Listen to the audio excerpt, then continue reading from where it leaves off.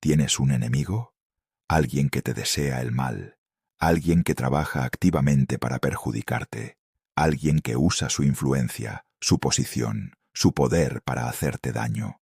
Puede ser un jefe que te sabotea, un familiar que te envidia, un vecino que te hostiga, un ex que no te deja en paz, un competidor que juega sucio. Todos tenemos enemigos, incluso las personas más amables, más pacíficas, más inocentes. El mundo está lleno de gente que por envidia, por maldad, por simple mezquindad, decide convertirse en obstáculo en la vida de otros. Los sabios de la Cábala entendieron esto hace siglos y desarrollaron un método extraordinariamente simple, pero devastadoramente efectivo, para neutralizar a los enemigos. No para dañarlos, no para destruirlos, sino para quitarles el poder que tienen sobre ti. Todo lo que necesitas es un papel y un bolígrafo. Y las palabras correctas. Hoy voy a enseñarte exactamente qué escribir, cómo escribirlo, y qué hacer con ese papel para que tu enemigo pierda todo poder sobre tu vida.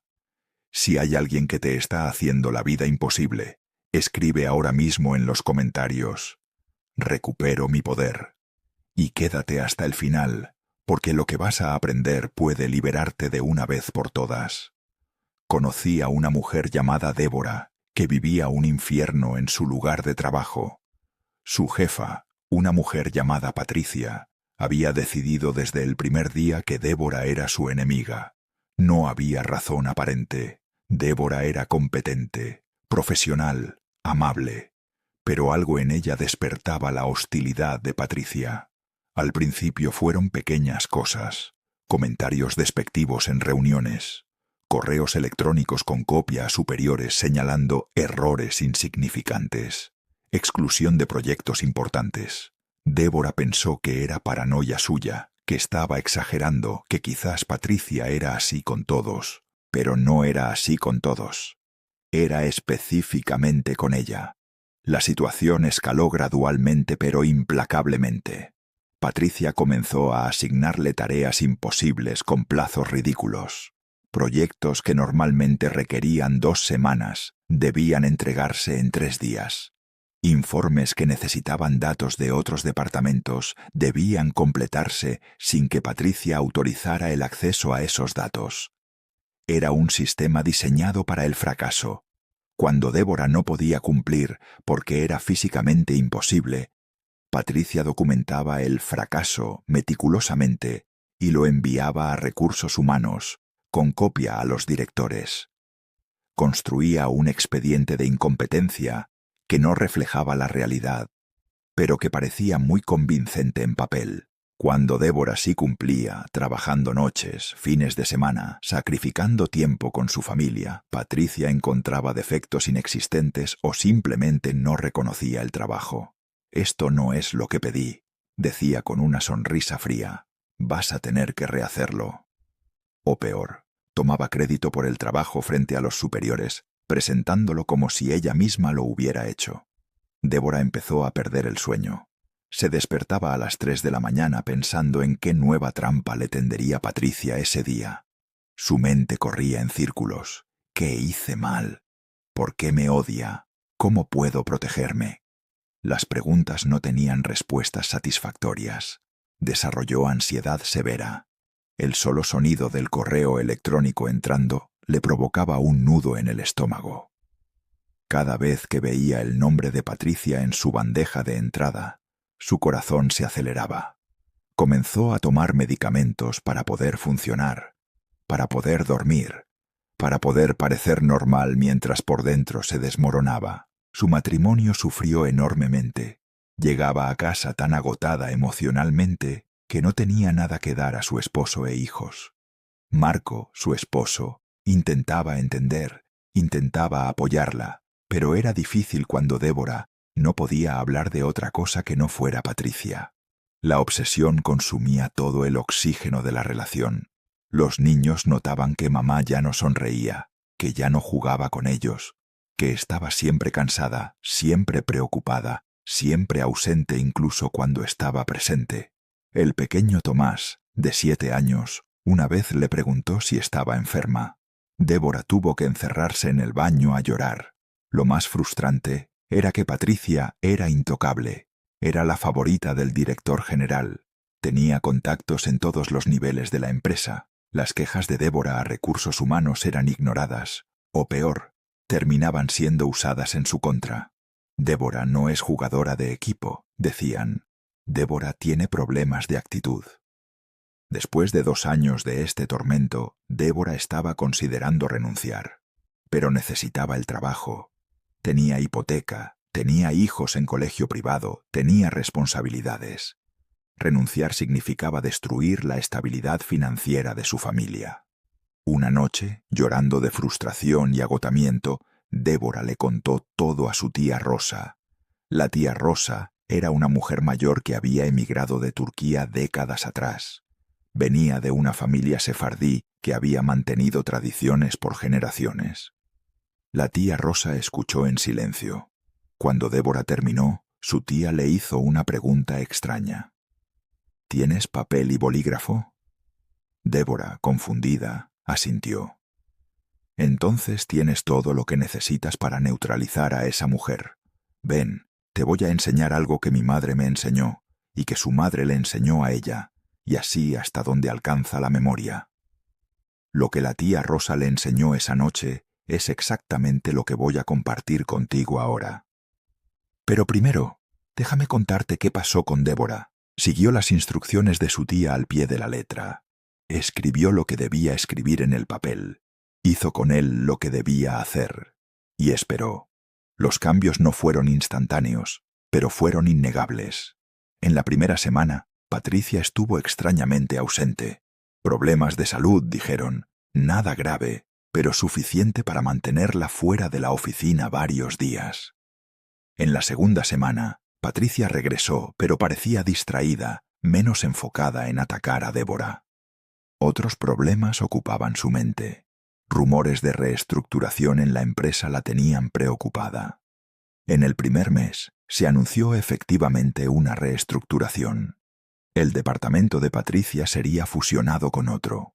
Su posición de poder estaba en riesgo. Para el tercer mes, Patricia había sido transferida a otra sucursal en otra ciudad. No despedida, pero efectivamente removida del entorno de Débora.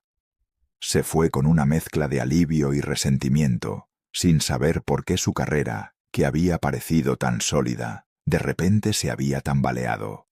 Débora recuperó su paz, recuperó su sueño, recuperó su matrimonio, dejó los medicamentos para la ansiedad, y nunca más volvió a sentirse víctima de alguien con poder sobre ella. No le deseé el mal, me dijo Débora cuando me contó su historia. Solo le quité el poder que tenía sobre mí. Lo que le pasó después fue consecuencia de sus propias acciones, no de mi ritual. El papel solo cortó el hilo invisible que la conectaba a mi vida. Para entender por qué este método funciona, necesitas comprender algunos conceptos fundamentales de la Cábala. El poder de la palabra escrita. En la tradición judía, las palabras tienen poder creativo. El mundo fue creado con palabras. Dios dijo, hágase la luz, y la luz fue hecha. No fue un pensamiento, no fue una intención silenciosa. Fue una declaración verbal que se manifestó en realidad. Pero las palabras escritas tienen un poder adicional. Cuando escribes algo, lo estás grabando en el plano físico. Estás tomando algo intangible, un pensamiento, una intención, un deseo, y lo estás materializando en tinta sobre papel. Es un acto de creación en miniatura. El Talmud enseña que un contrato escrito tiene más peso que uno verbal, porque la escritura fija las cosas en la realidad de una manera que las palabras habladas no pueden. Las palabras habladas se disipan en el aire, las escritas permanecen. Los cabalistas entendieron que este principio se aplica no solo a contratos comerciales, sino a declaraciones espirituales. Cuando escribes una intención con propósito ritual, estás literalmente inscribiendo esa intención en el fábric de la realidad. El concepto de nombres. En la Cábala, el nombre de una persona no es solo una etiqueta identificadora, es su esencia espiritual codificada en letras. Cuando conoces el nombre de alguien, tienes acceso a un nivel de su ser que va más allá de lo superficial. Esta es la razón por la que en la tradición judía los nombres son tan importantes. Se eligen con cuidado. Se cambian en momentos de crisis para alterar el destino. Se mantienen en secreto en ciertos contextos para proteger a la persona. Cuando escribes el nombre de tu enemigo en un ritual, no estás simplemente identificándolo. Estás convocando su esencia espiritual al espacio del ritual. Estás creando una conexión entre tu intención y su ser. El principio de separación. Uno de los conceptos más importantes para entender este ritual es el principio de separación, o Havdalah en hebreo. Havdalah significa literalmente distinción o separación, y es el nombre de la ceremonia que marca el fin del Shabbat, separando lo sagrado de lo ordinario.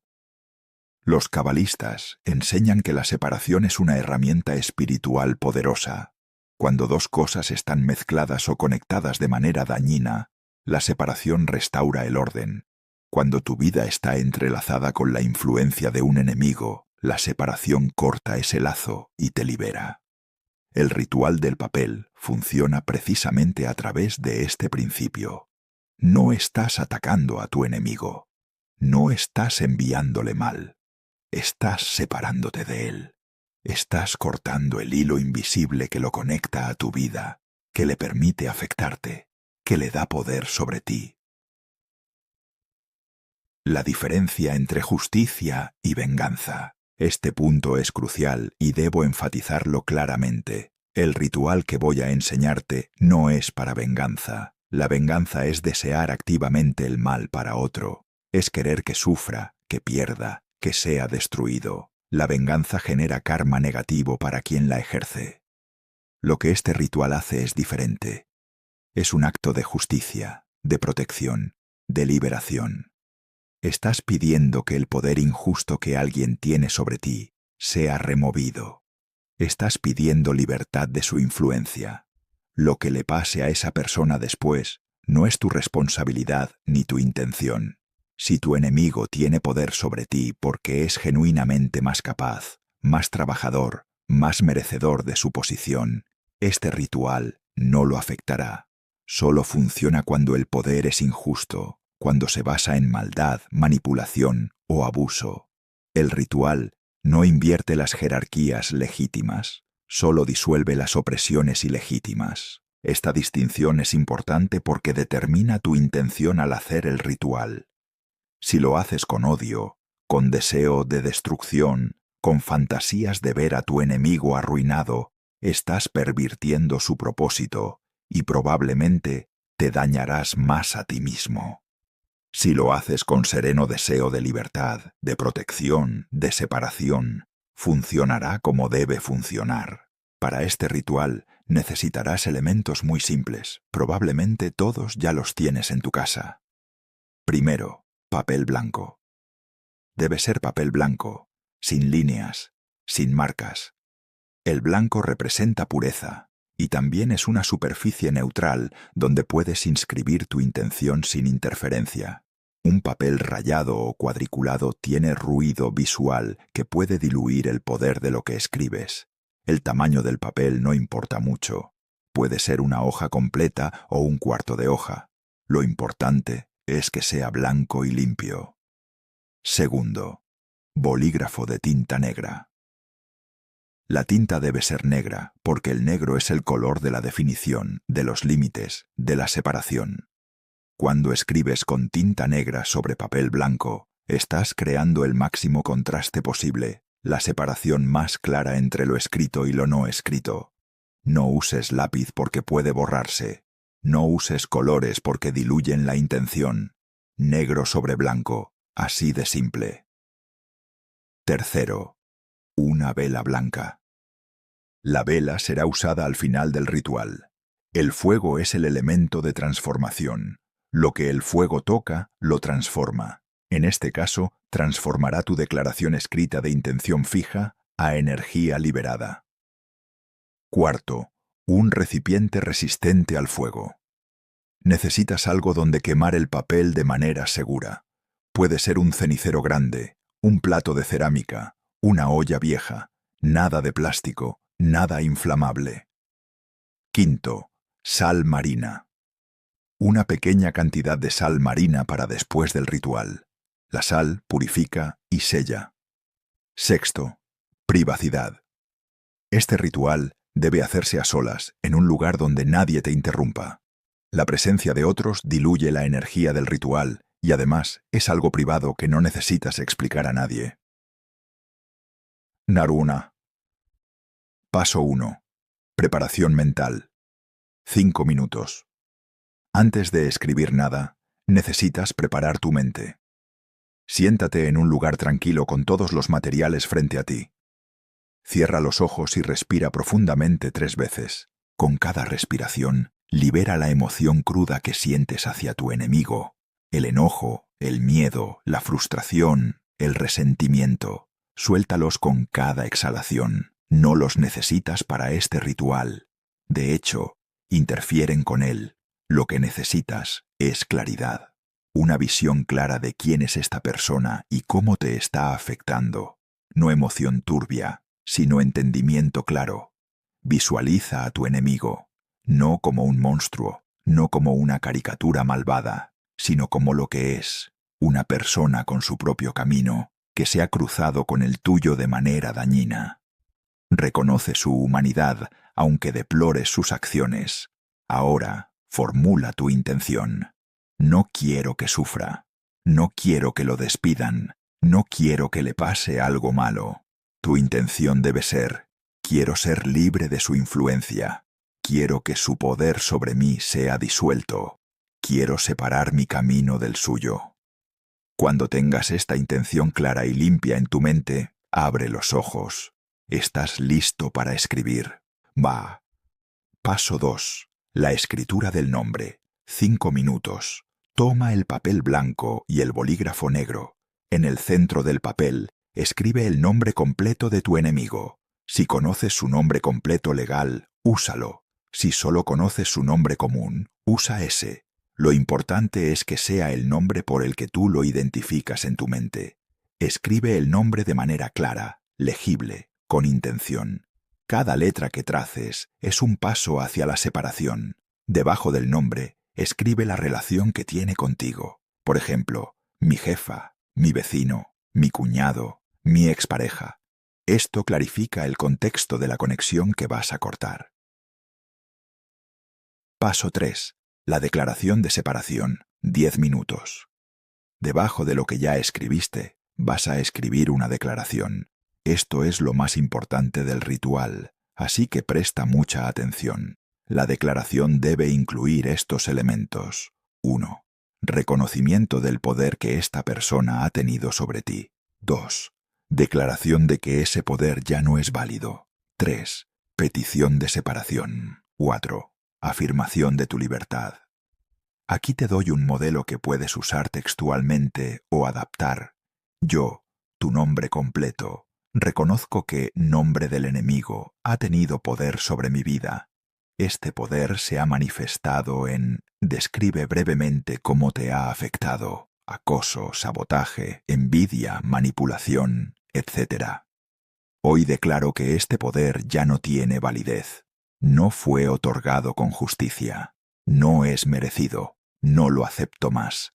Pido a las fuerzas de la justicia divina que separen mi camino del camino de nombre. Que los hilos que nos conectan sean cortados. Que su influencia sobre mi vida sea disuelta.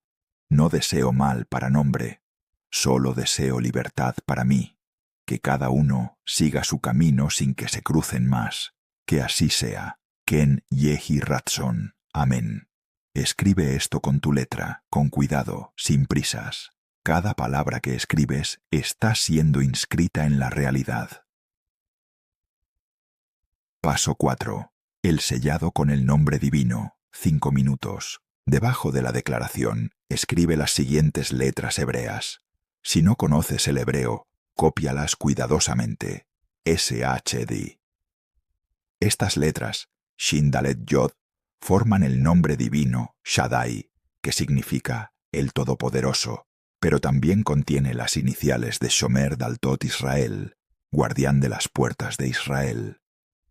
Este nombre se coloca en las mezuzot en las puertas de los hogares judíos como protección. Al escribir este nombre, estás invocando la protección divina sobre tu declaración. Estás sellándola con autoridad espiritual. Si eres cristiano, puedes añadir una cruz debajo. Si eres de otra fe, añade el símbolo que represente protección divina en tu tradición. Lo importante es que el sello represente autoridad espiritual superior a ti y a tu enemigo. Paso 5. La transformación por fuego. 10 minutos. Enciende la vela blanca. Mientras lo haces, di en voz alta: enciendo esta llama como testigo de mi declaración. Que el fuego transforme mis palabras de materia fija a energía libre. Que lo que está escrito sea liberado al universo. Sostén el papel con ambas manos por un momento. Míralo. Lee lo que escribiste. Siente la verdad de tus palabras. Luego, con la mano firme pero serena, acerca una esquina del papel a la llama de la vela. Deja que el fuego prenda. Coloca el papel encendido en el recipiente resistente al fuego. Observa cómo arde. Mientras el fuego consume el papel, visualiza cómo las conexiones entre tú y tu enemigo se disuelven como el papel se disuelve en cenizas. Di en voz alta mientras el papel arde: así como este papel se transforma, así se transforma la conexión entre nombre del enemigo y yo.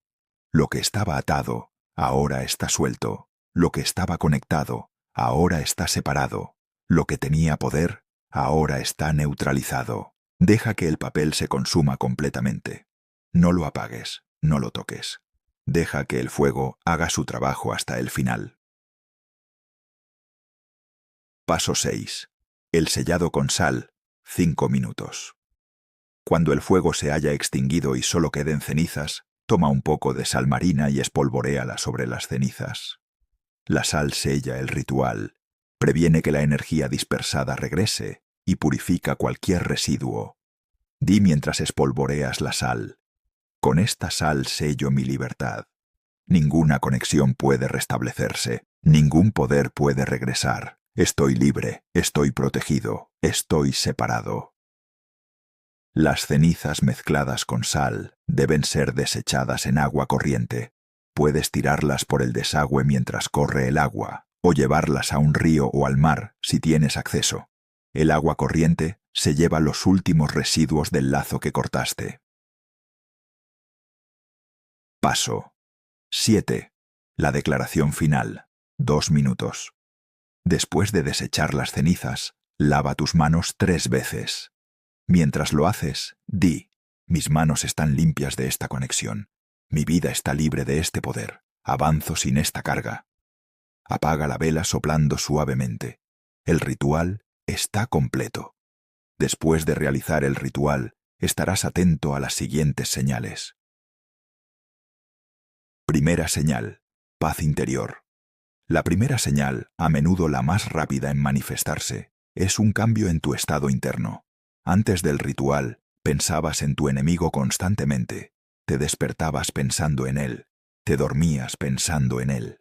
Ocupaba espacio mental que necesitabas para otras cosas. Después del ritual, notarás que piensas menos en esta persona. No porque estés suprimiendo el pensamiento, sino porque genuinamente hay menos que pensar. La obsesión se disuelve. El espacio mental se libera. Esto puede suceder en días o incluso horas después del ritual. Es la primera señal de que la separación se está efectuando. Segunda señal: distancia física o social. Tu enemigo comenzará a alejarse de ti de maneras naturales. Puede ser que cambie su rutina y ya no coincidan tanto. Puede ser que lo transfieran a otro departamento. Puede ser que de repente tenga otros problemas que ocupen su atención y ya no tenga tiempo ni energía para enfocarse en ti. Esta distancia no siempre es dramática. A veces es sutil, pero la notarás. Las interacciones se vuelven menos frecuentes. Los encuentros son más breves. La presencia opresiva se alivia. Naresna. Tercera señal. Cambio en su comportamiento. Aunque sigan interactuando, el comportamiento de tu enemigo hacia ti cambiará. La hostilidad disminuirá. Los ataques serán menos frecuentes o menos efectivos. Es como si la puntería que antes tenía para hacerte daño se hubiera desviado. Algunas personas reportan que sus enemigos de repente parecen olvidar que los odiaban. No es que se vuelvan amigos, pero la intensidad de la enemistad se apaga. Cuarta señal. Problemas para tu enemigo. Esta señal es delicada porque no es algo que debas desear ni celebrar. Pero es común que, después del ritual, el enemigo comience a enfrentar sus propios problemas. Problemas de salud, problemas laborales, problemas familiares, problemas legales. Esto no es porque le hayas enviado mal. Es porque el poder que tenía sobre ti era injusto, y al cortarlo, ese desequilibrio se corrige. La energía que dirigía hacia ti ahora no tiene salida y a menudo rebota hacia él. Si esto sucede, no te alegres, no lo celebres. Simplemente reconócelo como señal de que el ritual funcionó y sigue con tu vida. Quinta. Señal. Nuevas oportunidades para ti. Cuando el poder de un enemigo sobre ti se disuelve, el espacio que ocupaba en tu vida queda libre. Ese espacio tiende a llenarse con cosas positivas, nuevas oportunidades, nuevas conexiones, nueva claridad sobre tu camino. Muchas personas reportan que después de liberarse de un enemigo, su vida da un giro positivo que no esperaban. No solo desaparece lo malo, llega lo bueno. El caso de Débora. Continuación y profundización. Ya te conté el resultado de la historia de Débora, pero hay detalles que vale la pena mencionar. Lo que Débora no sabía cuando hizo el ritual era que Patricia, su jefa tóxica, había estado mintiendo sobre sus credenciales durante años. Tenía títulos que no eran reales. Había falsificado referencias. Su posición de poder estaba construida sobre engaños. Cuando la reestructuración de la empresa trajo auditorías de personal, estas verdades comenzaron a salir a la luz. No inmediatamente, no de manera dramática, pero gradualmente. Primero inconsistencias pequeñas, luego discrepancias mayores, finalmente, la verdad completa. Patricia no fue despedida públicamente por fraude porque la empresa quiso evitar el escándalo, pero fue transferida a una sucursal menor en otra ciudad, con un puesto de menor responsabilidad. Su carrera ascendente se detuvo en seco. Débora no causó esto. El ritual no creó las mentiras de Patricia, ni las descubrió. Lo que el ritual hizo fue cortar el lazo que protegía a Patricia de las consecuencias de sus propias acciones mientras la mantenía conectada a Débora. Una vez cortado ese lazo, Patricia quedó expuesta a las consecuencias que ella misma había creado. El ritual no le hizo nada malo, reflexionó Débora cuando hablamos años después. El ritual simplemente la dejó sola con las consecuencias de sus propias decisiones. Lo malo ya estaba ahí, creado por ella. El ritual solo quitó la protección que inexplicablemente tenía. El caso de Roberto y su hermano Miguel habían sido cercanos toda la vida. De niños compartían habitación y secretos. De adolescentes, se cubrían mutuamente ante sus padres. De adultos, celebraban juntos cada logro, se apoyaban en cada fracaso. Cuando alguien preguntaba por el mejor amigo de Roberto, la respuesta siempre era «mi hermano Miguel», hasta que sus padres murieron con 6 meses de diferencia, dejando una propiedad que debía ser dividida equitativamente entre ambos hermanos. La propiedad incluía la casa familiar, un terreno considerable y algunos ahorros. No era una fortuna, pero era significativo, y debía ser dividido en partes iguales según el testamento. Miguel, siendo el mayor, había sido nombrado albacea. La responsabilidad de administrar la herencia hasta su distribución cayó sobre él. Roberto confió. ¿Cómo no confiar en su hermano, en su mejor amigo, en la persona que lo conocía desde el día de su nacimiento? Esa confianza fue su error. Miguel, usando su posición como albacea, manipuló la situación sistemáticamente. Primero, retrasó la valuación de las propiedades hasta que el mercado favoreció sus intereses. Luego, contrató a un valuador que resultó ser primo de su esposa, quien tasó la casa familiar muy por debajo de su valor real. Miguel, generosamente, aceptó quedarse con la casa a cambio de que Roberto recibiera el terreno, que en papel parecía un intercambio justo, pero en realidad no lo era. Para cuando Roberto descubrió el fraude, ya era tarde. Los documentos estaban firmados, las propiedades transferidas. Miguel había cubierto sus huellas con la ayuda de abogados que conocía de sus negocios. Lo que siguió fueron 5 años de batallas legales, 5 años de hermanos que habían compartido infancia convertidos en enemigos en tribunales, 5 años de la familia extendida tomando bandos, de reuniones navideñas arruinadas, de primos que ya no se hablaban porque sus padres habían peleado por la herencia de los abuelos. Miguel no solo había robado a Roberto, había destruido a la familia en el proceso. Y lo más perturbador, parecía disfrutarlo. Parecía alimentarse del conflicto, del drama, de ver a Roberto gastar dinero en abogados que él podía superar con sus propios recursos legales superiores. Roberto gastó fortunas en la batalla, vendió su auto, pidió prestado a amigos. Cada vez que parecía que iba a ganar, Miguel encontraba una manera de retrasar, de apelar, de enredar los procedimientos con tecnicismos. Era como si el sistema legal estuviera diseñado para proteger al ladrón y castigar a la víctima que buscaba justicia. La esposa de Roberto, una mujer de origen sefardí llamada Luna, veía cómo su esposo se consumía. El hombre alegre y optimista con quien se había casado se había convertido en alguien amargo, obsesionado, envejecido prematuramente por el estrés. Luna había intentado todo: terapia, vacaciones, súplicas de que dejara ir el asunto. Nada funcionaba. Roberto no podía soltar la injusticia. Finalmente, Luna le habló del ritual del papel. Lo había aprendido de su abuela en Estambul, una mujer que había sobrevivido traiciones peores y había salido adelante usando conocimiento que su familia había guardado por generaciones. Roberto era escéptico. ¿Cómo iba un papel quemado a resolver lo que años de litigio no habían podido? Pero estaba agotado, agotado de pelear, agotado de gastar dinero en abogados, agotado de odiar a su propio hermano. Decidió intentarlo aunque no creyera que funcionaría. Hizo el ritual un miércoles por la noche, siguiendo cada paso cuidadosamente. Escribió el nombre de Miguel, escribió la declaración de separación, la quemó, desechó las cenizas. Lo primero que notó fue el cambio en sí mismo. Por primera vez en años, no se despertó pensando en Miguel. No pasó el día rumiando sobre la injusticia. Algo se había soltado dentro de él. En las semanas siguientes, las cosas comenzaron a moverse.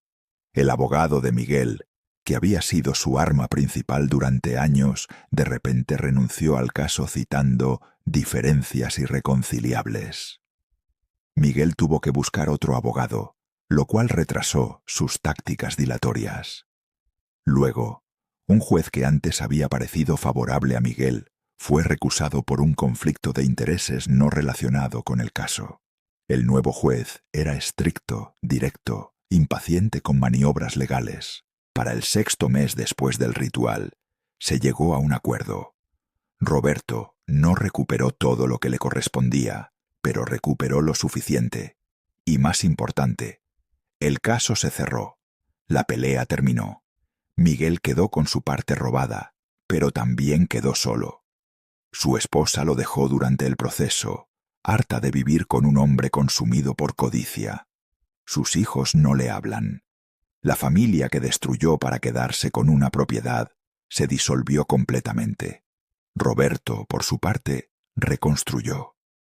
Hizo las paces con los familiares que se habían mantenido neutrales. Encontró una nueva paz que no tenía desde antes de la muerte de sus padres. «No le deseo mal a Miguel», me dijo cuando compartió su historia. «Pero tampoco lo perdono. Simplemente ya no me importa. Y esa liberación vale más que cualquier propiedad». El caso de Carmen y su ex. Carmen había terminado una relación tóxica con un hombre llamado Andrés hacía 2 años. La relación había durado 4 años, durante los cuales Carmen había perdido amigos, se había alejado de su familia y había dejado de ser quien era para convertirse en quien Andrés quería que fuera. Cuando finalmente encontró la fuerza para terminar, pensó que lo peor había pasado. Estaba equivocada. Andrés no aceptaba el final. Para él, Carmen no era una persona con voluntad propia. Era una posesión que le habían quitado. Y estaba decidido a recuperarla o destruirla en el intento. El acoso comenzó suavemente. Mensajes de texto rogando que volviera, cartas dejadas en su puerta, flores enviadas a su trabajo. Carmen ignoraba todo, esperando que se cansara. Pero Andrés no se cansaba. Escalaba. Empezó a aparecer casualmente donde ella estaba. En el supermercado que ella frecuentaba. En el café donde almorzaba. En el gimnasio que ella había empezado a usar precisamente porque él nunca iba ahí. De alguna manera, siempre sabía dónde encontrarla. Carmen empezó a sentirse vigilada constantemente. La llamaba desde números desconocidos. Carmen cambiaba su número y en días Andrés tenía el nuevo. 3 veces cambió de número en un año. 3 veces él lo consiguió. Probablemente a través de contactos mutuos que no entendían la gravedad de la situación. Cuando Carmen comenzó a salir con otros hombres, Andrés los contactaba para advertirles sobre ella. Les decía que estaba loca, que era inestable, que él había sido víctima de su abuso. 2 relaciones prometedoras terminaron cuando los hombres, asustados por el ex obsesivo, decidieron que no valía la pena el drama. Andrés publicaba cosas sobre ella en redes sociales. No ataques directos que pudieran ser reportados, sino insinuaciones, referencias veladas que sus amigos mutuos entendían. Construía una narrativa donde él era la víctima y ella la villana. Carmen había ido a la policía 3 veces. Pero sin evidencia de amenazas físicas directas, sin golpes, sin palabras explícitas de violencia, poco podían hacer.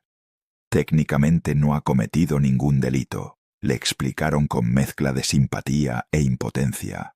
Le sugirieron una orden de restricción, pero eso requería ir a tribunales, enfrentar a Andrés, y Carmen sabía que él disfrutaría cada segundo de esa atención. Había considerado mudarse a otra ciudad, pero ¿por qué debía ella huir de su propia vida, de su trabajo, de su familia, de todo lo que conocía? ¿Por qué debía él ganar obligándola al exilio? Una amiga de la infancia, Raquel, que practicaba tradiciones sefardíes heredadas de su abuela de Salónica, finalmente le habló del ritual. Carmen no era particularmente espiritual. Había dejado de creer en mucho cuando su relación con Andrés destruyó su confianza en el amor, en la gente, en el mundo. Pero estaba desesperada. 2 años de acoso la habían agotado hasta el punto donde cualquier posibilidad, por improbable que pareciera, merecía ser intentada. Hizo el ritual con una modificación que su amiga sugirió. En lugar de solo escribir el nombre de Andrés, escribió también su obsesión conmigo y su deseo de controlarme. Estaba separándose no solo de la persona, sino de la dinámica específica que la atormentaba. Los resultados fueron rápidos y dramáticos. En la primera semana, Andrés dejó de llamar. Simplemente paró. Después de 2 años de acoso constante, silencio. Carmen esperaba que fuera temporal, que volvería. Pero pasaron semanas y nada. Pasaron meses y nada. Eventualmente, a través de conocidos mutuos, Carmen supo qué había pasado. Andrés había conocido a otra mujer y había volcado toda su obsesión hacia ella. La nueva víctima recibió el mismo tratamiento que Carmen había recibido durante años. Carmen sintió una mezcla de alivio y culpa. ¿Había simplemente transferido su problema a otra persona? Su amiga le explicó: no transferiste nada. Cortaste tu conexión con él. Él sigue siendo quien es. Su obsesión encontró otro objeto porque tú ya no estás disponible para ella. No eres responsable de sus decisiones. Es una distinción importante. El ritual no cambia quién es el enemigo. Solo corta tu conexión con él.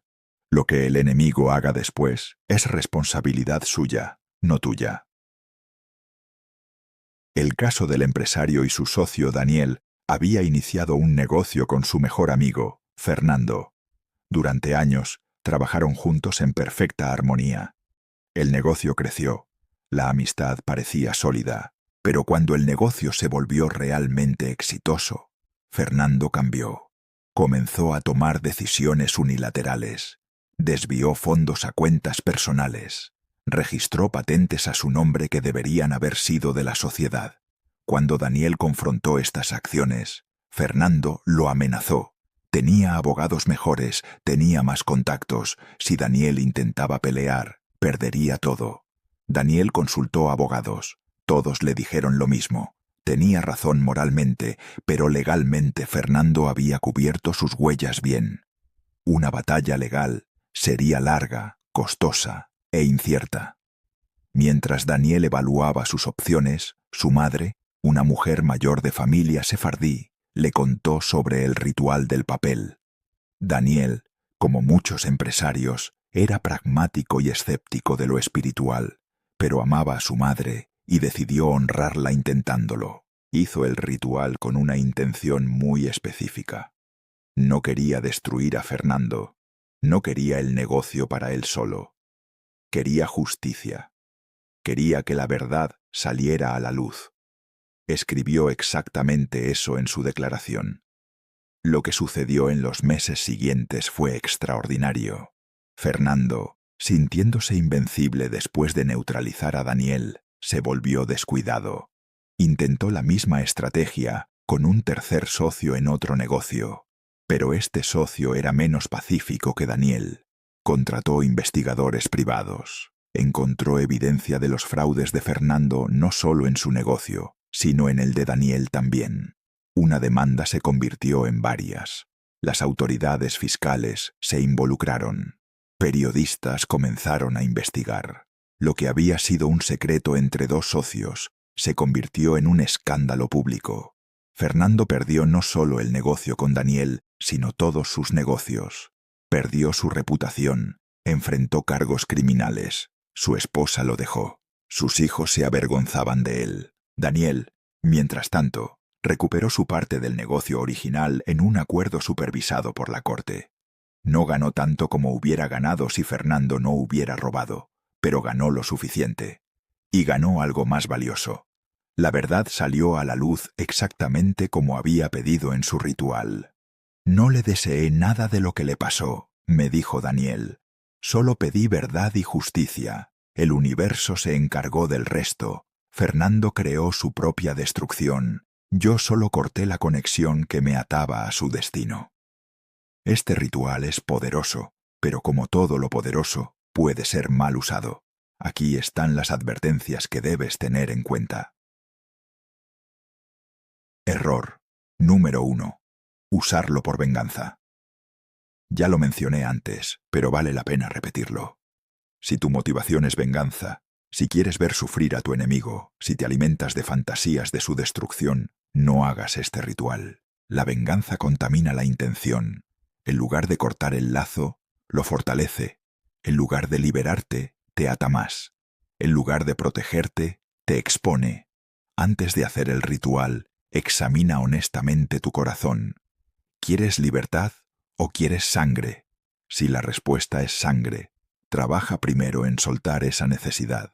Solo cuando genuinamente quieras separación, en lugar de destrucción, estarás listo. Error. Número 2. Usarlo contra alguien que no es realmente tu enemigo. A veces pensamos que alguien es nuestro enemigo cuando en realidad es solo alguien con quien tenemos un conflicto. Un compañero de trabajo que compite contigo no es necesariamente tu enemigo. Un familiar con quien discutes no es necesariamente tu enemigo. Un vecino ruidoso no es necesariamente tu enemigo. El ritual es para enemigos reales, personas que activamente, conscientemente, maliciosamente trabajan para dañarte, personas cuya enemistad va más allá del conflicto normal y entra en el territorio del abuso, el acoso, la persecución. Si usas el ritual contra alguien que no es un verdadero enemigo, puede no funcionar, o peor, puede rebotar. El universo no ayuda a separarte de alguien con quien simplemente tienes diferencias. Takarune. Error. Número 3. Hacerlo repetidamente, contra la misma persona. El ritual se hace una vez. No es algo que repites cada vez que tu enemigo te molesta. Una vez que has cortado el lazo, está cortado.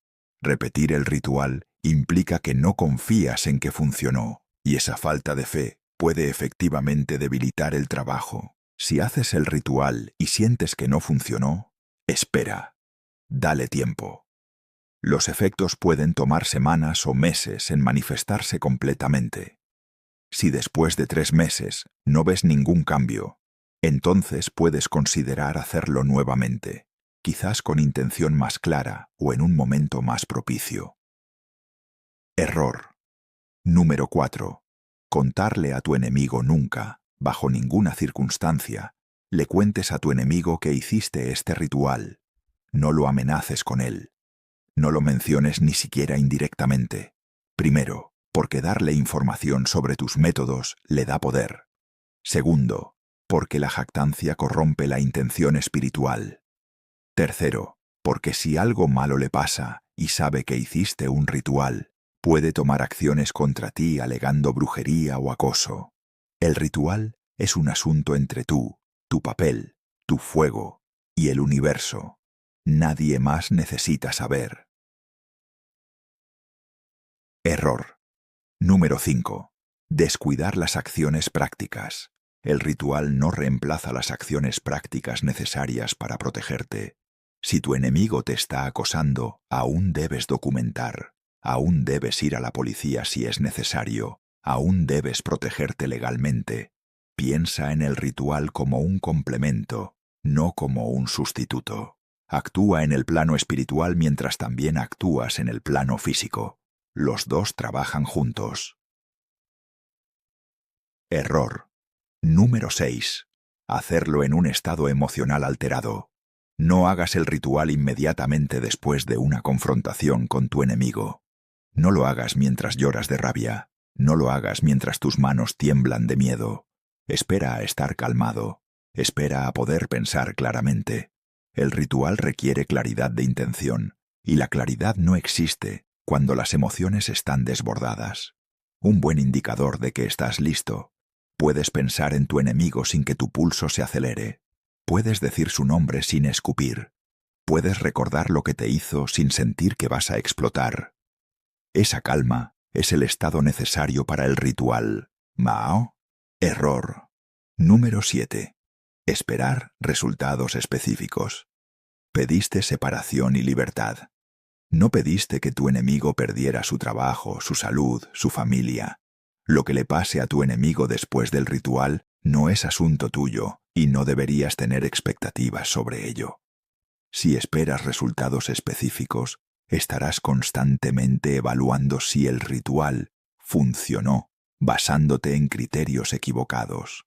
El ritual funcionó si tú estás más libre, más en paz, más desconectado.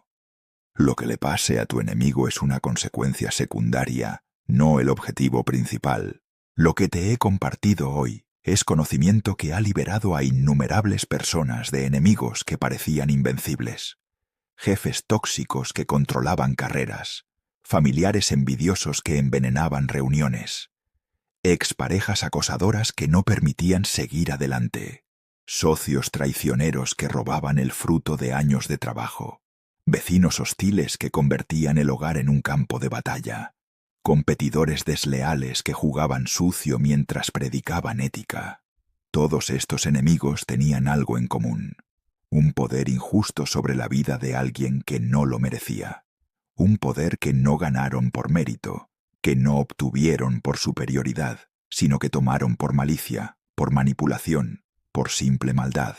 Y todos fueron neutralizados no por ataques más fuertes, no por venganzas más elaboradas, sino por la simple y poderosa acción de cortar el lazo que los conectaba a sus víctimas: un papel blanco, un bolígrafo de tinta negra, una vela encendida, unas palabras pronunciadas con claridad y la intención limpia de ser libre. Es tan simple que parece mentira. La mente racional quiere complicarlo, quiere añadir ingredientes, quiere hacer el proceso más elaborado para que tenga sentido. Pero la simplicidad es parte del poder. No necesitas ser cabalista para hacerlo. No necesitas años de estudio en yeshivá. No necesitas materiales exóticos comprados en tiendas especializadas. Necesitas claridad de mente, intención pura de corazón y fe en que mereces estar libre de quienes te oprimen injustamente. Piensa ahora en tu enemigo. Sé que lo tienes porque todos lo tenemos. Incluso las mejores personas tienen a alguien que les desea el mal, que trabaja contra ellos, que disfruta viéndolos sufrir. Piensa en esa persona que ocupa demasiado espacio en tu mente, que aparece en tus pensamientos cuando te despiertas y cuando te acuestas, que te roba energía mental que necesitas para otras cosas, que envenena momentos que deberían ser felices, porque incluso cuando no está presente, su sombra lo está. Piensa en cómo te sientes cuando piensas en esta persona: el nudo en el estómago, la tensión en los hombros, la mandíbula apretada, el pulso acelerado. Tu cuerpo reacciona al simple pensamiento de tu enemigo como si estuviera físicamente presente. Eso es poder. Poder que le has dado. Poder que tiene sobre ti sin siquiera estar en la habitación. ¿Cuánto tiempo más vas a permitir que tenga ese poder sobre ti? ¿Cuántas noches más vas a perder el sueño pensando en lo que te hizo, en lo que podría hacerte, en lo que deberías haberle dicho? ¿Cuántos días más vas a desperdiciar rumiando sobre injusticias que no puedes deshacer con el pensamiento? El poder que tiene es prestado. Es poder que tú le das al darle espacio en tu mente, al dejar que sus acciones determinen tu estado emocional, al mantenerte conectado a través de la rabia, el miedo o el resentimiento. Cada vez que piensas en tu enemigo con emoción intensa, fortaleces el lazo que los une. El ritual que te enseñé hoy corta ese lazo. No destruye a tu enemigo, te libera a ti. No le envía mal, te retira del rango de su influencia. Y una vez libre, puedes vivir tu vida sin esa sombra constante, sin esa presencia opresiva, sin ese peso que has cargado quizás por meses o años. Esta noche, o cuando te sientas genuinamente preparado con mente clara y corazón sereno, reúne los materiales. Son simples, probablemente los tienes todos en casa. Busca un momento de soledad donde nadie te interrumpa. Prepara tu mente con respiraciones profundas y claridad de intención. Y entonces, escribe. Escribe el nombre de quien te oprime. Escribe tu declaración de libertad, de separación, de corte. Sella con el nombre divino que protege. Quema con intención clara. Dispersa las cenizas en agua corriente. Y entonces, lava tus manos y tu conciencia de esa conexión. Y después, espera. Observa. No con ansiedad de ver resultados inmediatos, sino con la serena confianza de quien ha plantado una semilla y sabe que crecerá, aunque no pueda ver las raíces trabajando bajo la tierra. Notarás cambios primero en ti mismo. Más paz cuando pienses en esa persona, menos obsesión, más claridad mental para otras cosas. Luego notarás cambios en tu situación, más distancia natural, menos ataques directos, más espacio para respirar. Y eventualmente notarás que esa persona que tanto poder tenía sobre ti se ha convertido en un recuerdo distante, irrelevante, completamente neutralizado. Escribe ahora en los comentarios «Recupero mi poder» si tienes un enemigo del que necesitas liberarte. Esta declaración pública es tu primer paso hacia la libertad. Es decirle al universo, a ti mismo, y sí, quizás incluso a tu enemigo aunque no lo sepa, que ya no aceptas el papel de víctima. Después, cuando hagas el ritual, cuando sientas los cambios, cuando tu vida se aligere, vuelve y cuéntanos tu experiencia. Tu testimonio puede ser exactamente lo que otra persona necesita escuchar para decidirse a tomar acción, para creer que es posible liberarse de quien la oprime. Si este conocimiento te ha empoderado, suscríbete al canal. Cada semana comparto secretos como este, extraídos de las tradiciones más antiguas y probados por generaciones. Conocimientos que pueden transformar tu relación con los desafíos de la vida. Activa la campanita para no perderte ninguna publicación.